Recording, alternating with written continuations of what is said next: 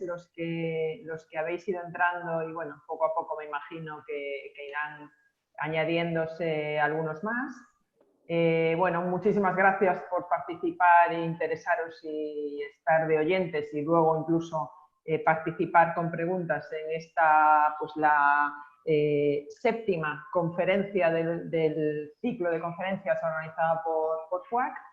En este caso, bueno, tenemos la suerte de contar con Ana López Rodríguez. Voy a presentarla con una breve pincelada muy resumida de toda su experiencia para que la conozcáis antes de que entre a hablarnos pues un poco de... Bueno, tenemos el tema de la tecnología como palanca de crecimiento en nuestras organizaciones empresariales, que es el título de la charla, pero bueno, yo creo que después de haber hablado con Ana probablemente incluso abarquemos algo más, ¿no? De lo que nos ciñe el propio título, ¿no? Bueno, paso a presentaros unas pinceladas de Ana. Ana López Rodríguez estudió periodismo en la Universidad Complutense de Madrid, en la especialidad de Publicidad y Relaciones Públicas. Ha sido empresaria y profesora de inglés en una academia de idiomas de su propiedad en los primeros años de su trayectoria profesional. Desde hace 20 años trabaja en el sector de centros comerciales, donde ha sido gerente de distintos centros comerciales en Madrid, en Málaga, en Sevilla, Tarragona, Vitoria y Coruña. Te faltaba Galicia y ya las has contado, todo el país. Desde el 2014 está aquí en La Coruña, es gerente del centro comercial de Marineda City y además delegada territorial para Galicia de la Asociación Española de Centros Comerciales. Desde hace un año, además, ostenta el cargo de la presidencia de la Asociación de Empresarios de Agrela y es la primera mujer en alcanzar la presidencia de esta asociación en cerca de 50 años de su historia. Increíble, pero cierto, la verdad. Bueno, sin más, os dejo ya con Ana. Muy bien, Ana, cuando quieras. Muchas gracias, buenos días. Gracias, Eugenia. Gracias a la FUAC por esta iniciativa y por invitarme. Gracias a todos los asistentes por interesarse. Voy a compartir con vosotros mi experiencia sobre cómo se está viviendo esta crisis desde las organizaciones empresariales y desde el mundo del retail, desde el mundo del comercio en el que me muevo. Y que se puede resumir, como supongo que en muchos otros sectores, con una magistral frase de Mario Benedetti. Perdón un segundo, Ana, que me he olvidado de deciros que, por favor, si tenéis preguntas que queráis hacer, podéis escribirlas mientras el tiempo que esté dándonos la charla Ana, en el apartado de preguntas y respuestas, que luego al final pues Ana tratará amablemente de responderlas. ¿De acuerdo? Venga, continúa. Bueno, pues como os decía, cómo se está viviendo esta crisis desde las organizaciones empresariales y desde el mundo del retail, que se puede definir con la frase magistral de Mario Benedetti: cuando creía que tenía todas las preguntas, cambiaron todas las respuestas, que es un poco donde estamos casi todos en este momento. Mi nombre es Ana López y lo que no dice mi currículum, soy madre de 3 mujeres, abuela de 3 mujeres y por ello he adquirido el compromiso personal de poner en valor la participación de las mujeres en el trabajo, en el ámbito profesional y en el ámbito empresarial y servir de referente para que muchas de ellas den un paso al frente y hagan oír su voz también. Esta charla es un paso en ese compromiso. Hoy les voy a hablar como presidenta de la Asociación de Empresarios de Agrela, como delegada territorial de la Asociación de Centros Comerciales en Galicia, de la Asociación Española de Centros Comerciales en Galicia y como gerente del Centro Comercial Marineda City. La Asociación de Empresas de Agrela gestiona el parque empresarial más antiguo de Galicia, creado en el año 63 y que cuenta con mayor número de empresas. Son 550 empresas que dan empleo directo e indirecto a más de 20.000 trabajadores, lo que le convierte en el motor económico-social del eje atlántico de Galicia, la zona norte al menos, y desde luego el principal del Ayuntamiento de A Coruña. En él están instaladas algunas de las empresas más representativas, tanto a nivel provincial como autonómico. Y aunque en el parque coexisten empresas de muy diversas actividades, por sector de actividad sobresalen las de tipo comercial, almacenamiento y servicios. La Asociación Española de Centros Comerciales representa a un sector que en 2019 aportó al PIB nacional más de 8.400 millones de euros y concentra a más de 36.000 comerciantes. El 85% de ellos, pequeños comerciantes, con locales que denominamos pequeños porque son inferiores a 300 metros cuadrados, que es la proporción que se da a lo largo de todos los centros comerciales. El 85% es pequeño comercio. Al mismo tiempo, concentra el 17% de las afiliaciones a la Seguridad Social del país. Solo el empleo directo que gestionan los centros comerciales alcanza el 2% del empleo nacional. Y además, es un sector con un perfil de empleabilidad muy estable. El 77,5% de los afiliados tenemos contrato indefinido. Un centro comercial es un ecosistema que está formado por propietarios, comerciantes, operadores de ocio, de servicios, de restauración, empresas proveedoras de servicios, empresas de gestión y todo tipo de profesionales y consultores como agencias de marketing, arquitectos, ingenieros, abogados. En Galicia somos 39 los centros comerciales y que generan 15.000 empleos, en torno a 15.000 empleos directos. Laboralmente pertenezco a la empresa Merlin Properties, que es Merlin Properties Ocimi, es una empresa española perteneciente al IBEX 35 y principal propietaria del complejo comercial Marineda City, que alberga casi 200 empresas de diversas actividades como oficinas, hotel, establecimientos comerciales de sectores como el hogar, la moda, los deportes, los servicios, la alimentación, la restauración o el ocio.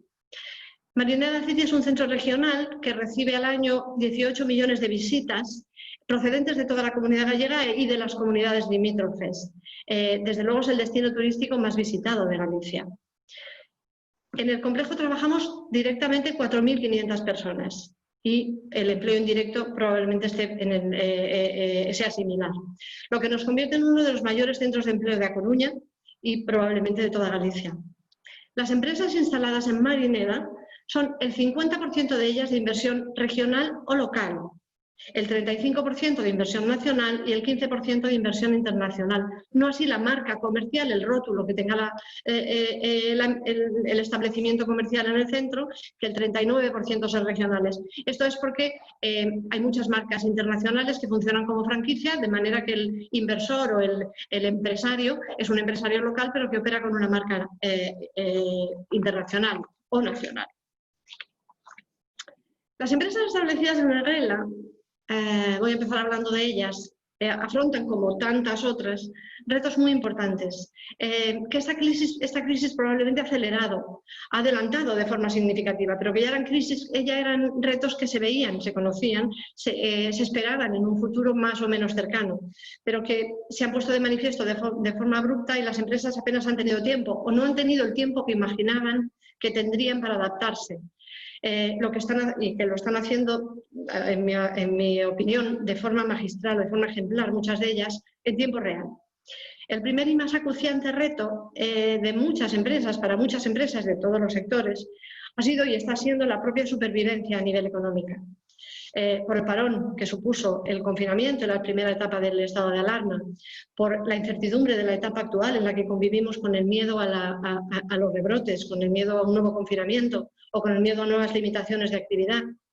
Tras un primer momento de pánico para muchas de las empresas de Agrela, pudieron finalmente gestionar sus ERTE, sus ayudas o sus créditos. Hay que pensar que muchas de ellas son empresas pequeñas, son pymes, son autónomos, que tuvieron unas dificultades inmensas para gestionar sin una administración presencial todas esas nuevas situaciones, todas esas nuevas condiciones y normativas.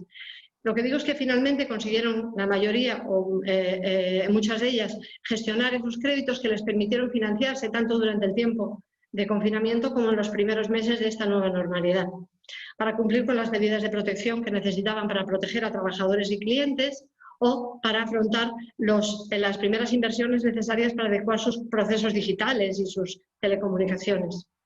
Pero ¿cuánto va a durar esta crisis?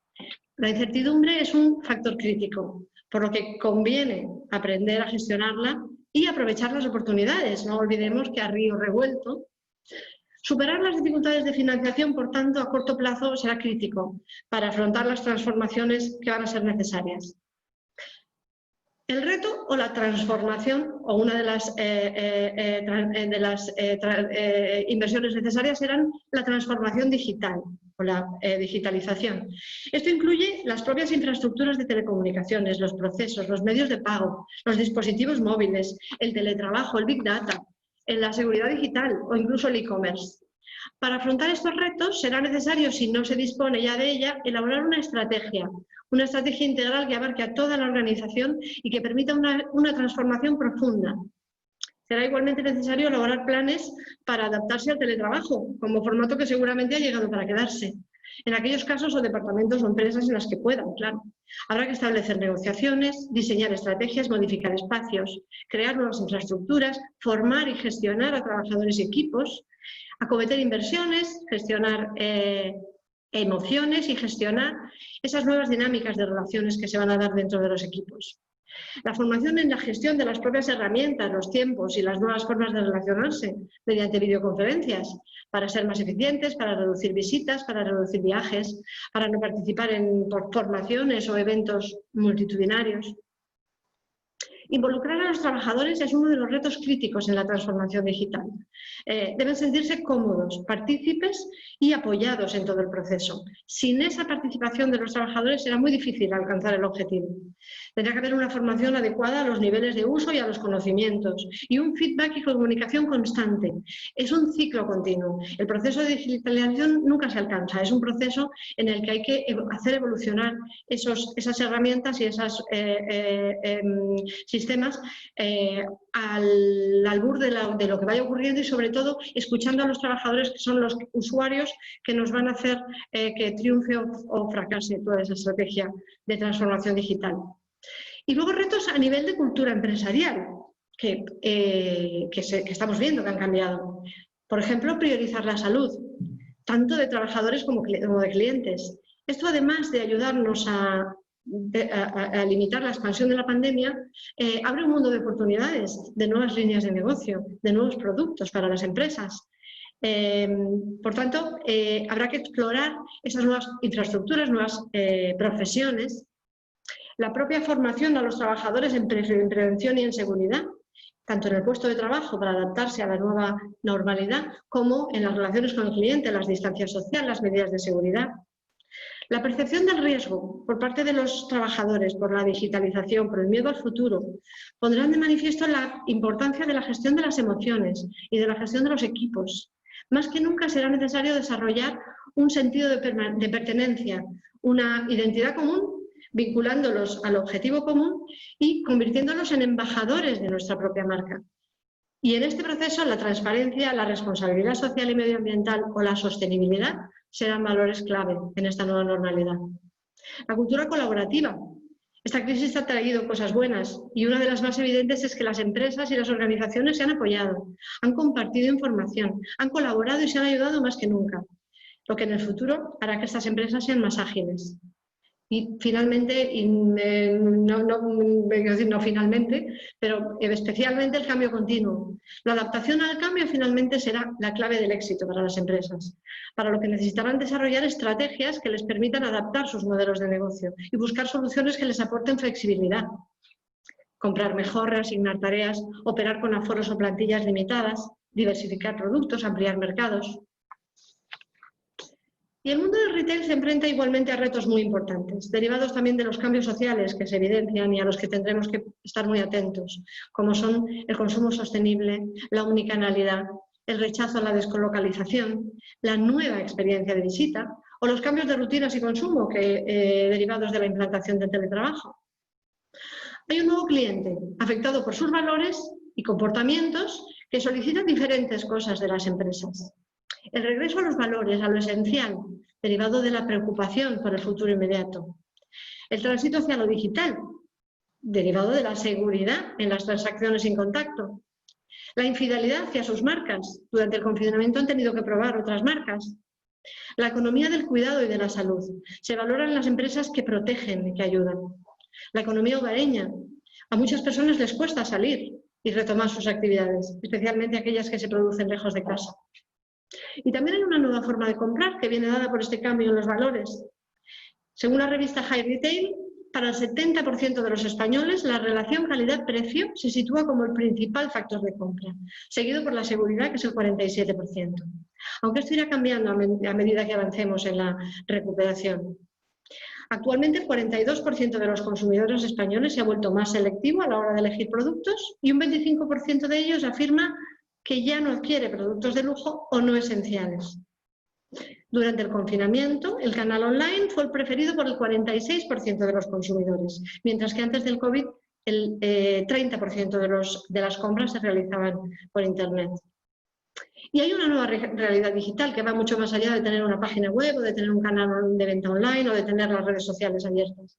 Las redes sociales han dejado de ser solamente herramientas de socialización o de comunicación, pasando a satisfacer diversas necesidades de los usuarios. Durante el confinamiento, las redes han funcionado como un aliado contra el aburrimiento y ha habido contenidos live de cualquier tipo, ha habido emisiones live de cualquier tipo de contenidos.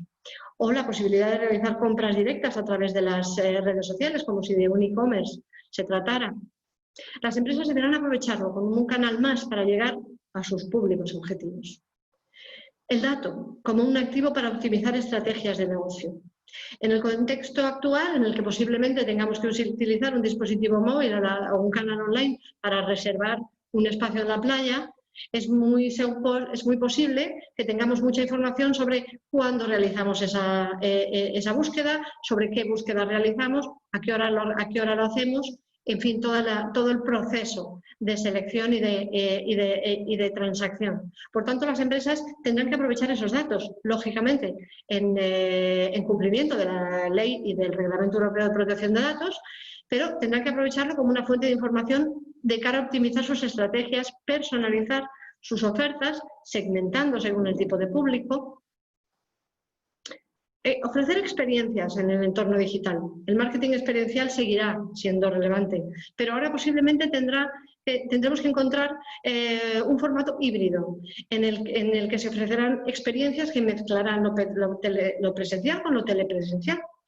Gracias a tecnologías como los webinars, se pueden realizar webinars, conferencias, cualquier tipo de evento mediante plataformas de todo tipo, que aprovechan lo mejor del mundo físico, es decir, la puesta en escena, la iluminación, la conexión física entre participantes, con lo mejor del formato online, como la eliminación de fronteras, el aforo limitado o los efectos especiales. Aquí las tecnologías disruptivas como la realidad aumentada o la realidad virtual tienen un papel muy importante para ayudar a generar esas experiencias que realmente impacten en los públicos.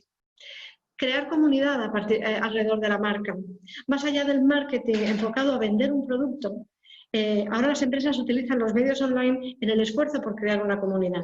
En un momento en que la sociedad está físicamente separada, se trata de una estrategia para crear una relación más estrecha entre la marca y el consumidor.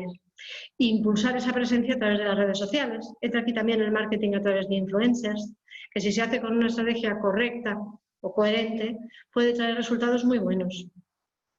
Es decir, hay nuevas oportunidades de negocio y surgen otras que tendrán que ser abandonadas o pospuestas. Según el informe Nielsen, tras la crisis sanitaria se dibujan dos grandes perfiles de consumidor. El consumidor al que habrá que enfocar nuestras estrategias. El consumidor acomodado, que está más seducido por lo prime, que realiza compras de tecnología, que pide comida a domicilio o que es fan de la experiencia, y el consumidor más ajustado, que tendrá que ceñirse más al presupuesto, que buscará precio, buscará promociones y que será más propenso a la deslealtad. En esta tesitura, el mercado tendrá que diseñar una nueva arquitectura de precios, tendrá que diseñar una nueva estrategia de promociones. En España, la venta en promoción representa el 18% del mercado, pero solo el 29% gana dinero con esta venta, mientras que en Europa el 48% de las empresas ganan dinero también cuando venden en promoción. Por tanto, ahí hay mucho que evolucionar. Otra de las tendencias que se van a ver reforzadas es el co-cooling, es el hogar como refugio. Esto provocará que, según el informe Nielsen también, el 43% cambie sus hábitos de cocinar y comer en casa, en relación con la etapa anterior al COVID, y más agudizado entre aquellos que modificarán su rutina de comida a domicilio, el 59%. Es decir, una nueva realidad, al menos durante estos próximos meses, se está dando ya. Los delivery están adquiriendo una presencia importantísima. Las negociaciones en el mundo del delivery, no solamente para la comida a domicilio, sino para cualquier tipo de entrega online. Quiero decir que ahí hay mucho que el mercado tiene que hacer evolucionar, las empresas tienen que aprender a gestionar de manera eficiente y de manera que la venta online o la entrega a domicilio no les cueste dinero. El mercado, por tanto, debe plantearse si esa dicotomía entre esos dos consumidores, para esa dicotomía entre esos dos consumidores, su producto, su mercado, su marca, tiene ideas innovativas para ambas o tiene que enfocarse en una o en otra. Podemos estar, por tanto, ante una muy buena ocasión para hacer un análisis estratégico. En definitiva, este momento tan complejo es una oportunidad. A veces, como dice la directora general de Nielsen, un poquito de caos viene bien para poner orden dentro de la casa. Y todo esto enfrenta a los autónomos, a las empresas, a las pymes, a los comerciantes, ante la inexcusable realidad de un cambio o de un desvanecimiento. Hay que adaptarse. Esto incluye no solo un escaneo profundo y necesario, sino un replanteamiento del negocio, del producto, del servicio y, lo más importante, hay que mirar más al cliente, hay que atender a los cambios que demanda, hay que escucharlo más que nunca, hay que preguntarle más que nunca. Y esto requiere cambios organizativos, cambios tecnológicos, cambios logísticos, de comportamiento empresarial, de fórmulas de marketing y de comunicación con los clientes. Y las empresas que no entiendan esto, pues lo tendrán mucho más difícil. Pero hay futuro, por supuesto. Estamos a tiempo, todos estamos cambiando. Algunas de las ideas que están siendo debatidas en nuestro sector son aprender a hacerlo mejor con menos recursos, es decir, vender menos pero vender mejor para maximizar el beneficio, comprar menos pero comprar mejor para maximizar los márgenes. La limitación es igual a oportunidad. En este estado de emergencia se están rompiendo barreras ideológicas y está facilitando el acceso al cambio. Utilizar las palancas de resiliencia, alcanzar la transformación omnicanal e impulsar la distribución para maximizar el beneficio producido por cada compra o cada venta individual, cada artículo en concreto. Moverse hacia datos predictivos, aprovechando toda la información disponible. Aquí el Big Data y el análisis de la información que el comportamiento del cliente nos da es vital. Mejorar la capacidad de detectar tendencias. Esto es lo que han hecho siempre las grandes empresas, estar muy atentos a lo que va surgiendo, porque esto cambia del día a día, es muy rápido el cambio. Desarrollar ecosistemas abiertos, nuevos intermediarios, nuevos players que con los que podamos movernos ágilmente en momentos de zozobra.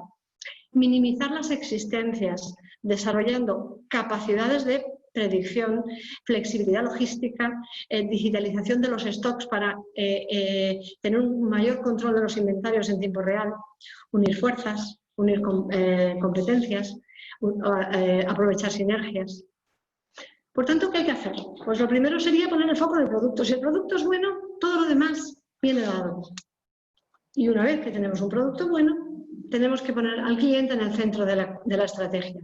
Tenemos que ir a buscarlo. ¿Cómo lo recuperamos? Pues siempre se ha hecho con empatía, pero ahora más que nunca. Preocupándote por él, tranquilizándole. En este momento, el cumplimiento de las medidas de seguridad es crítico y el cliente debe percibir y debe entender que está seguro en tu establecimiento. Ahora más que nunca hay que observar, preguntar, detectar, alegrar, sorprender y desbordar. El comercio, al fin y al cabo, es emoción, y es vida, y es alegría.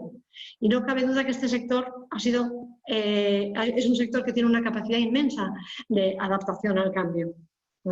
Esto ha quedado ampliamente demostrado a lo largo de la historia de las civilizaciones. Seguir emocionando a nuestros clientes es ahora nuestro principal reto y nuestra gran oportunidad del camino, cada vez más corto a esa normalidad tan esperada. Hay una una historia que cuenta un colaborador nuestro, que se dedica al sector de centros comerciales, que se llama Pablo Antón, y que cuenta recientemente en una revista, que es una historia que le ocurrió de verdad en Vietnam. Él vivió en Vietnam y empezó a comer en un pequeño restaurante del señor Dung, un pequeño restaurante al lado del río Saigón, donde el señor Dung le cocinaba platos exquisitos y le encantaba tener un extranjero entre su clientela, y a Pablo le encantaba que el vietnamita le contara las historias de su país y de su gastronomía. Pasado un tiempo, cuando volvió a España y volvió a Vietnam, volvió a visitar el establecimiento del señor Dung, y cuando preguntó por él, le llevaron a la cocina. Y en la cocina le entregaron una cajita. El señor Dung había muerto, al parecer, hace algún tiempo, pero había dejado un regalo para él. En esa cajita le había dejado los palitos de cocinar, completamente ennegrecidos del uso, y la receta de su plato favorito. Entonces él dice que la emoción en el retail tiene mucho que ver con un deseo real de ayudar al cliente. Es decir, la empatía es la herramienta más útil y en este momento más necesaria. Y yo me gustaría concluir con dos frases, una más lejana y otra más cercana. Darwin dice que no es la especie más fuerte la que sobrevive, ni la más inteligente, sino la que responde mejor al cambio. Y la segunda es una frase muy gallega, que a mí me encanta, y que pone de manifiesto la enorme sabiduría de nuestros mayores, que dice: nunca choveu, que no n'escampara. Perdonad el acento, que no es el mío, espero haberlo dicho bien, y realmente yo creo que esto define el momento en el que estamos. Hay que ser optimistas y hay que pensar sobre todo en el día después, porque el día pasado ya no mueve molino. No te oigo. Un segundo. Muy bien. Vale. Ya está. Bueno, Ana, pues muchísimas gracias. Muy interesante, y la verdad es que has dado, yo creo que unas pinceladas por muchísimas cosas, por muchos temas que ahora comentaremos. Muy entretenida y la verdad es que muy completa todo lo que has comentado. Veo que todavía hay timidez a la hora de lanzar preguntas, pero bueno, yo como he estado bastante atenta, supongo que los demás también. Y, mira, ya empiezan algunas preguntas, sí. Bueno, mientras vamos cogiéndolas, te voy lanzando yo también alguna, porque, bueno, has hablado, sí que mencionando el tema, por ejemplo, de las tecnologías, ¿no? Y de todo lo que, la oportunidad que nos brinda, y has mencionado incluso algunas, has hablado del dato también, de la importancia del dato, de gestionar esos datos, del Big Data, de la realidad aumentada, sobre todo aplicada al retail. ¿Tú crees en qué medida las empresas, y sobre todo las empresas que tienes más cerca, ¿no? Del polígono o incluso de Marineda, son conscientes o tienen cierto nivel de penetración de esas tecnologías en sus negocios? ¿Tú crees que las conocen lo suficiente, que son suficientemente conocidas para utilizarlas y sacarles partido? ¿Cómo lo ves? Pues en Arana hay una variedad de empresas que lógicamente hace que, primero en tamaños y segundo en sectores. Entonces hay sectores que ya están muy adentrados en la transformación digital, pues por su propia naturaleza. En Arana hay muchas empresas exportadoras de productos y servicios que se mueven muy bien en el online. Pero la transformación digital yo creo que es una cuestión de cultura, porque no es una cuestión de invertir por invertir, hay que invertir bien. Muchas veces nos lanzamos a adquirir equipos y a adquirir programas o adquirir software que luego no somos capaces de sacarle el beneficio. Entonces, necesitamos una estrategia, necesitamos, como decía antes, involucrar a toda la plantilla. La transformación digital no puede ir de arriba abajo, tiene que involucrar a la totalidad de la plantilla, porque quien va a utilizar y quien va a hacer que esa herramienta, ese dispositivo tenga éxito, va a ser el propio trabajador. Sin él, que es un aliado y un cómplice necesario y básico, no vamos a ser capaces de dar el paso al siguiente nivel. Y hay muchísima profundidad de niveles. Entonces yo creo que sí que hay una gran cantidad de empresas que, muchas de ellas como consecuencia del confinamiento o como consecuencia de esta crisis sanitarias, se han tenido que poner al día de golpe y de manera, como decía antes, ejemplar. El uso del teletrabajo, de las herramientas de videoconferencia, muchas veces sin licencias, improvisando con los móviles, ha sido magistral y es la mejor manera de formarse, cuando no te queda otro remedio más que reunirte por una videoconferencia. Empezamos a ver que la participación en webinars y en charlas digitales es brutal. Empezamos a ver que las reuniones, yo tengo dentro de una semana una junta y por primera vez tenemos, bueno, esto en el centro comercial, porque en Agrela ya llevamos varias. Tenemos juntas en las que entra la gente por videoconferencia. En Agrela, durante todo el confinamiento, las juntas las hemos hecho por videoconferencia, que el primer día era un parto, porque el que no te oía no te veía y el que... bueno, pues básicamente la mayor parte de las empresas, el mayor o menor nivel, han tenido que alcanzar una cierta digitalización. Pero todavía hay muchas empresas pequeñas que tienen un gran desconocimiento de las herramientas que hay en el mercado. Nosotros en Marinera gestionamos una serie de plataformas y una serie de herramientas de análisis de Big Data que nos dan un conocimiento del comportamiento de nuestro cliente que es vital para la toma de decisiones. Y ahí hay un mundo de cosas por descubrir, pero hay que hacerlo bien y hay que hacerlo muy poco a poco, porque podemos derrochar recursos muy valiosos en procesos muy farragosos que no nos conduzcan a un buen puerto. Por tanto, yo recomendaría que se pongan en manos de asesoramiento. Yo creo que ahora mismo hay muchas ayudas de la administración pública para la digitalización y hay que aprovecharlas. Hay que aprender de los que ya lo han hecho y ahora mismo hay muchas empresas que nos pueden ayudar con sus propias, y ahora mismo en la red hay todo tipo de empresas que están compartiendo experiencias y que pueden ayudar a muchas en ese proceso, que es un proceso, como digo, no es un objetivo que finalice, sino que la tecnología evidentemente varía con tanta rapidez que vamos a tener que vivir en ese proceso de evolución constante. Muy bien, fíjate, en línea con eso que estás comentando, que ya se están animando a hacer más preguntas, vamos a ir leyendo poco a poco. Una de ellas, en línea con esto que estás comentando, es desde la Asociación de Empresarios, ¿qué se puede hacer para impulsar que realmente, aunque hay todo eso que tú comentas, ¿no? Todas esas opciones, ayudas, empresas que te pueden ayudar, cómo hacer para que las propias empresas decidan o estén más sensibles a incorporar la tecnología y a unirse a esos procesos de digitalización? Sí. ¿Qué se puede hacer razón. Desde la Asociación de Empresarios? Tienes razón este participante que ha preguntado, porque es una muy buena reflexión.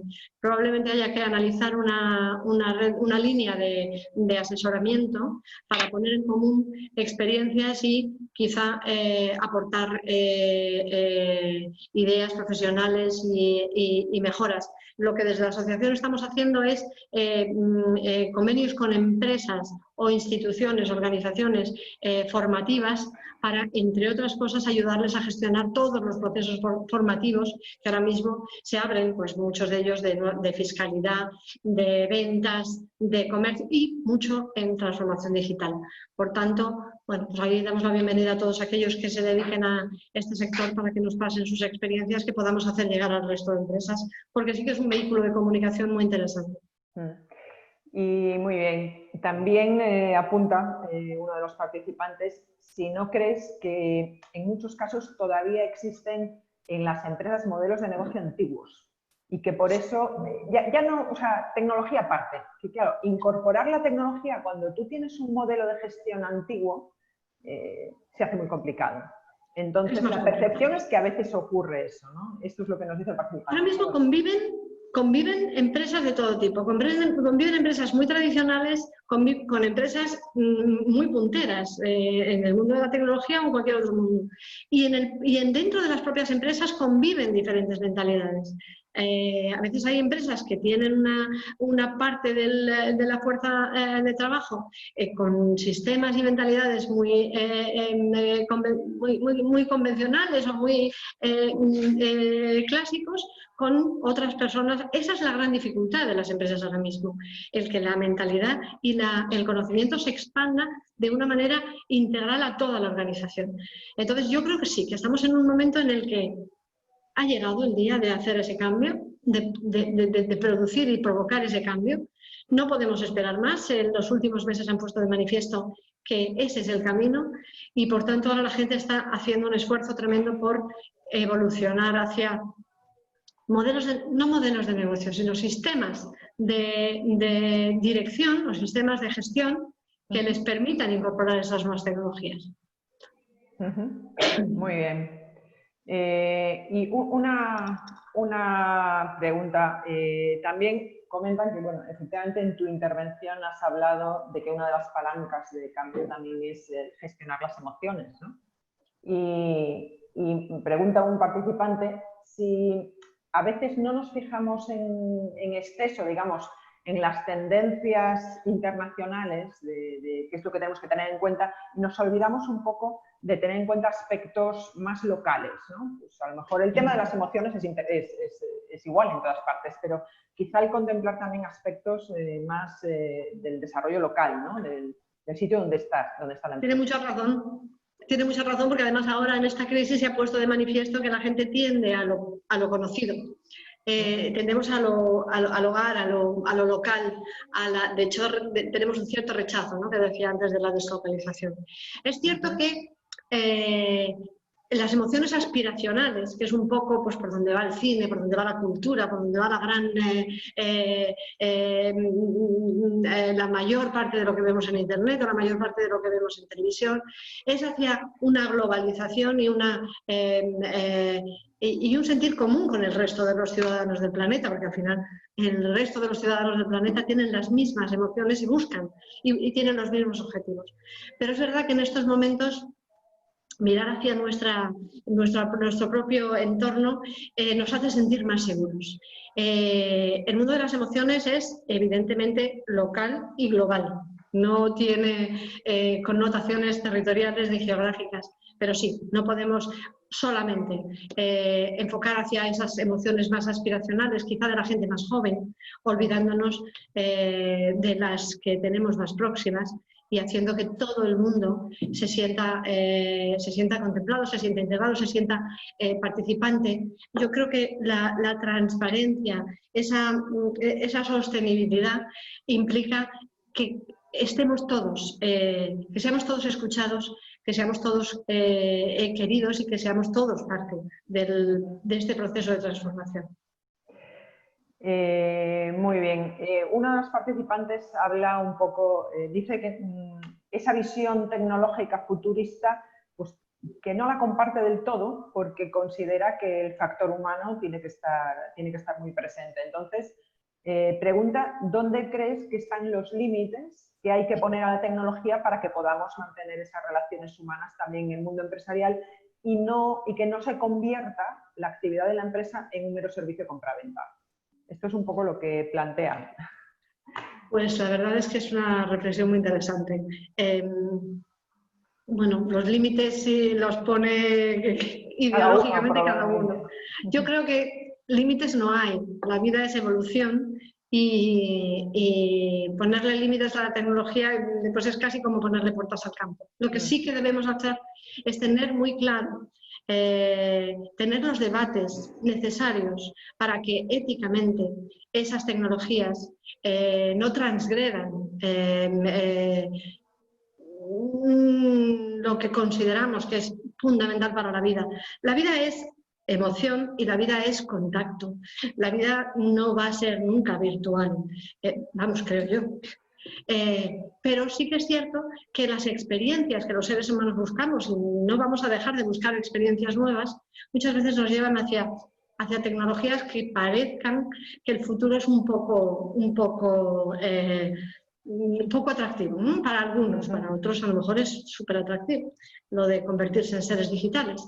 Yo pienso que las tecnologías tienen que ayudar a la vida y la vida es eso, es contacto. Por tanto, una vez que tengamos claro hacia dónde o qué límites éticos pongamos al desarrollo de las tecnologías, creo que forman parte de nuestra vida como el teléfono forma parte de nuestra vida. Nadie puede imaginar la vida sin teléfono, como nadie puede utilizar la vida sin coche. Y el coche es medioambientalmente muy agresivo. Por tanto, tenemos que buscar la manera de que el coche no nos ayude a cargarnos el planeta. La tecnología tendrá siempre que estar al servicio de la vida y no la vida al servicio de la tecnología.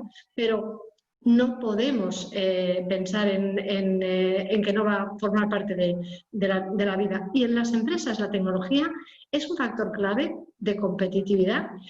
Vamos a ver, el tener a un cliente a 3 minutos de ti o a 20 segundos de ti y de tu producto, o no sé, imagínate cuando los drones tengamos un servicio de delivery por drones, la capacidad de llegar a un cliente alejado en cuestión de minutos. Bueno, pues eso es lo que toda empresa necesita para poder desarrollarse, ¿no? Acercarse a su cliente y acercarse a su proveedor y poder llegar más lejos, abrir mucho más esos mercados y luego pues tener toda esa información que te ayude a definir bien tu producto o definir bien tu target, porque muchas veces diseñamos un producto y nos ponemos a matar moscas a cañonazos, disparando a todas partes, con lo cual hay un montón de recursos que se dilapidan y se pierden. Entonces, si tú tienes un producto que está adecuado a un target, tú enfocarás a ese target. ¿Y dónde está ese target? ¿Cómo encontrarlo? ¿Dónde comunicarte con él? ¿Y dónde dirigirte? Eso lo hace la tecnología. Por tanto, la tecnología facilita a las empresas y las hace más competitivas. Pero no elimina las relaciones humanas, ni muchísimo menos. Comentan que el tema de la limitación, lo que opina la persona que está haciendo estas preguntas, es que sí cabría la posibilidad de ponerle límites legislando, ¿no? Yo no sé ¿Ponerle si límites? legislando el uso de la tecnología. Quizás hay una manera, en mi opinión, no sé cómo lo ves tú, pero podríamos hacer un símil con el uso del coche también, ¿no? Es decir, el coche es malo porque atropella gente y no, depende cómo lo uses, depende, ¿no? Bueno, pues como todo en la vida, creo yo. No sé cómo lo ves, ¿no? Pero, sí. La tecnología es una herramienta, como cualquier otra herramienta que utilizamos en la vida, y la tecnología es una piedra convertida en una flecha o convertida en un cuchillo.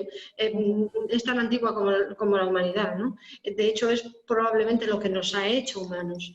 Entonces, yo creo que lo que hay que hacer es regular todas las relaciones, obviamente con la tecnología también dentro de las empresas. Por ejemplo, el teletrabajo. El teletrabajo abre de todo un mundo de regulaciones. Pero si nos pasamos en regulación y le quitamos la capacidad, la espontaneidad del uso de las tecnologías, ahí tenemos que tener un cierto equilibrio, porque si nos pasamos de regulación hacemos más rígido, no me sale la palabra, hacemos más rígida la relación con esa herramienta y por tanto se utiliza menos y se le saca mucho menos partido. Entonces tenemos que tener dejar una cierta libertad a la evolución de la tecnología, obviamente teniendo siempre la protección de nuestros trabajadores, usuarios y clientes como objetivo básico, ¿no? Hablaba un poco de que ese tema de la priorización de la salud de repente ha emergido dentro del mundo de la empresa. Siempre había siempre había prevención de riesgos, pero ahora es como que se ha convertido en algo. También es cierto que estamos en medio de la pandemia, de la crisis sanitaria, pero también la tecnología tiene una parte de afección a la salud que es importante que las empresas tengan en cuenta. Estoy de acuerdo. Muy bien. Otra cuestión, también advierten, sin ánimo de crear polémica, sí, en relación a lo que comentábamos antes, ¿no? De que hay modelos de gestión de empresas un poco antiguos, si puede deberse a que en las directivas de estas empresas pueda haber gente mayor, pues no sé, no especifica la edad, pero que el perfil, que el tema de la edad pueda influir en que vean esas oportunidades o no en el uso de la tecnología, ¿no? Yo creo que la tecnología no es cuestión de edad, sino que es cuestión de actitud. Yo soy una persona de cierta edad y en mi entorno profesional tenemos tecnologías muy punteras en las que tengo que estar al día, ¿no? Otra cosa es que, por ejemplo, la gente de más edad tenga otra manera de relacionarse con la tecnología, con las redes sociales. Por ejemplo, que ahí tenemos el tema de la privacidad. Ahí sí que hay diferencias en cuanto a el approach que las personas de cierta edad tenemos hacia ciertas tecnologías. Pero yo creo que simplemente es una cuestión de conocimiento y de necesidad. Porque esto es como todo, las empresas evolucionan cuando lo necesitan. Si no lo necesitan, pues se quedan donde están. Y tenemos muchas empresas, hemos tenido una etapa hemos tenido crisis, unas crisis muy importantes. La crisis de 2008 fue una crisis muy profunda que hizo avanzar muchísimo a las empresas. Después vino una época de bonanza en la que muchos se han acomodado de alguna manera porque tenían cubiertas sus necesidades básicas y los niveles objetivos de facturación. Ahora llega otra crisis que nos vuelve a poner contra las cuerdas. Esto es la vida. Es verdad que hay determinada gente que es más reacia al cambio y la resistencia al cambio nos define a todos, jóvenes y mayores. Los jóvenes, muy, muy, muy jóvenes, que todavía no están en el mundo profesional, probablemente sean de otra manera. Pero de los que estamos en el mundo profesional, de los jóvenes a los que estamos a punto de jubilarnos, ahí la resistencia al cambio es, no te diría yo que igual, pero sorprende que es bastante parecida. Sí, vamos, comparto esa reflexión. De hecho, te iba a comentar, al margen de la tecnología, tú también en tu presentación hablabas de la importancia de conocer bien cómo es el cliente, qué es lo que espera el cliente, con el objetivo al final de darle la mejor experiencia posible al cliente, ¿no? Y la importancia de las empresas de tener esa capacidad de adaptarse al cambio, ¿no? ¿Cómo ves tú, al margen, ya te digo, de la tecnología, si son conscientes y si hacen algo por conocer mejor a sus clientes, por ofrecerles ese servicio, esa experiencia mejorada al cliente? ¿Tú crees que están con eso? ¿Están haciendo algo en ese sentido? Yo creo que la mayoría de las empresas, la mayoría de las personas que trabajan en las empresas, creen realmente que están haciendo lo mejor para sus clientes. La relación con el cliente que se establece en una empresa siempre es de satisfacerle, porque forma parte de la... Bueno, estoy pensando mucho en el comercio, pero quizás no solamente en el comercio, también en otro tipo de empresas. Otra cosa es que estén escuchando bien a su cliente, que estén escuchando bien qué es lo que quiere. Y ahí también hay que desarrollar toda una cultura de feedback con el cliente. Y eso las tecnologías lo hacen mucho más fácil, porque si tú tienes que preguntar a cada cliente que llega, darle un cuestionario, qué le ha parecido, qué experiencia ha tenido, cómo encuentra usted el baño, cómo encuentra usted no sé qué, eso es inviable porque el día a día te arrolla, ¿no? Es como una luz. Pero las tecnologías te permiten hacerlo de manera automática. Con lo cual tú sabes realmente, esa tecnología te permite saber si el cliente pasa más tiempo en un sitio que en otro, por tanto, si está más satisfecho o menos. Quiero decir que puedes extraer conclusiones o preguntarle directamente, ¿qué piensa usted de esto? A veces nos da miedo preguntar, porque tenemos miedo a ser criticados. Y sí que es verdad que hay una cierta resistencia a preguntar demasiado por miedo a lo que te vayan a decir o porque no tienes demasiadas ganas de cambiar. Pero yo creo que mayoritariamente las empresas siempre piensan en sus clientes y piensan que lo que hacen lo hacen por sus clientes. Pero bueno, ahí también hay mucho que formar, mucho que... Yo creo que en esta nueva cultura de la colaboración, en la que se están escuchando muchos unos a otros y están viendo cómo antes vivían las empresas unas de espaldas a otras, nadie preguntaba, nadie ibas a mirar qué es lo que hacían, pero no se te ocurría nunca preguntar, ¿y tú cómo haces esto? Y ahora eso como que se han roto, esos tabúes, esos miedos, y esto va a favorecer mucho que determinadas buenas prácticas se extiendan en el mundo empresarial. Pero bueno, sí tenemos empresas que todavía necesitan un acompañamiento y una ayuda, porque en España tenemos un 85% de empresas que son menores de 3 trabajadores. Que no podemos olvidarnos de que con 3 trabajadores que no tienes gente para hacer todo lo que deberías hacer. Entonces muchas veces sobrevives. Y creo que el tamaño de las empresas muchas veces define, ¿no?, la capacidad de adaptación. Para bien y para mal, porque a veces es más ágil adaptarse con 3 que con 30, pero bueno, tiene sus costes y sus beneficios, claro. Sí, bueno, precisamente por ese tejido empresarial que tenemos, la cultura colaborativa es fundamental, ¿no? Fundamental. Porque con empresas de 3 y 4 personas, pues necesitas abrirte y colaborar, si no, no hay manera. Bueno, una pregunta más, no sé si tenemos aquí alguna persona de administración o no, pero ahí va. ¿Qué medidas o qué es lo que podrían hacer en este momento las administraciones para ayudar a las empresas en situaciones como la que tenemos ahora, ¿no? La pregunta del millón. No espero que tengan la respuesta. La verdad es que sí. En términos generales, pues todas las ayudas, los ERTEs, han sido clave para que pudieran sobrevivir muchas empresas y muchos trabajadores. Por tanto, en la medida en la que podemos alargar esas situaciones, pues obviamente va a ser un balón de oxígeno para mucha gente porque vamos a tardar en alcanzar los niveles de facturación y de actividad que teníamos antes.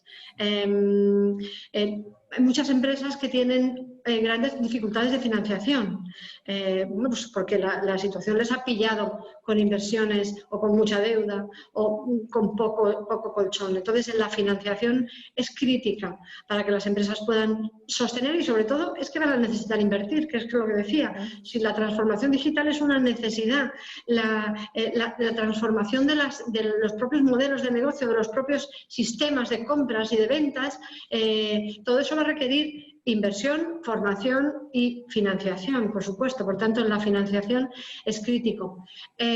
Todas las ayudas fiscales que se puedan dar, pues estoy pensando en el comercio ahora mismo, ¿no?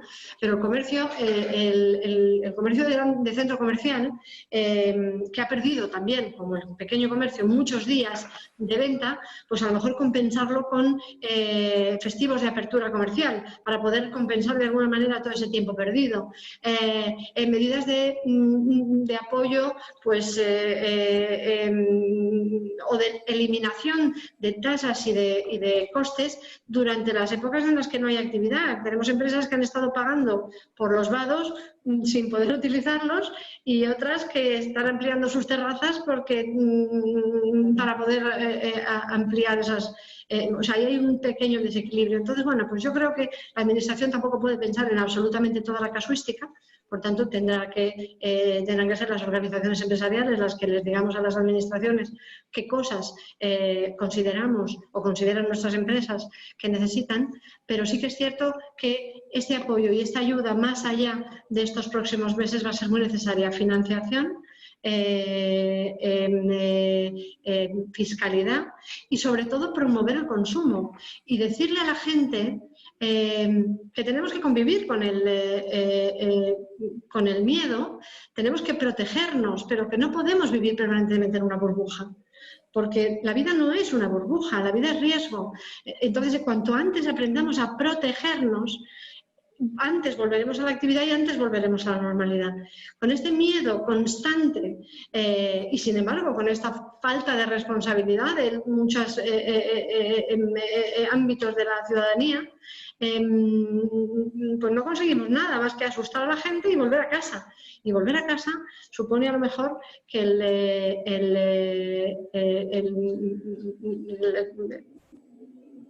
el resultado es peor que la consecuencia, ¿no? Entonces, no, que la causa es peor que la consecuencia. No sé lo que quería decir, pero me entendéis. Yo pienso que promoción del consumo, animar a la gente a convivir y, evidentemente, responsabilizar a la ciudadanía de protegerse y de protegernos a todos. Yo pienso que una pandemia nos ha hecho, yo tampoco he vivido tantas como para saber que esto es común a todas las pandemias, pero esta pandemia lo que nos ha hecho es darnos cuenta de que cada uno de nosotros protege a los demás y que la irresponsabilidad de uno es el mal de todos. Y nos hace, obviamente, vernos como comunidad, como sociedad, como colectivo. Y en ese sentido, la responsabilidad individual es clave para que el colectivo pueda sobrevivir. Entonces, bueno, pues yo creo que con eso ya tiene suficiente. Vamos, que la Administración tiene tareas que hacer, pero nosotros más, casi, ¿no? Nosotros también. Responsabilidad. Muy bien. Bueno, pues una pregunta más bastante concreta en este caso que nos lanzan es ¿qué previsión tienen los centros comerciales de volver a realizar eventos? Supongo que en temas fechas. Pues mira, ahí quizá hay algo que me he olvidado de comentar cuando hablabas de la Administración. Hay algunos sectores que se han quedado sin respuesta, como es, por ejemplo, el sector del ocio infantil.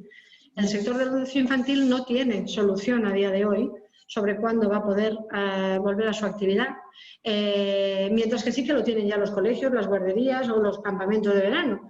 Y sin embargo, el ocio infantil, los locales de ocio infantil a día de hoy siguen sin solución. Entonces yo creo que ha pasado ya bastante tiempo como para que todos los sectores hayan tenido su atención, ¿no? Entonces, ¿cuándo vamos a poder realizar eventos? ¿Cuándo vamos a poder tener locales de ocio infantil funcionando? Eventos infantiles y eventos mayoritarios.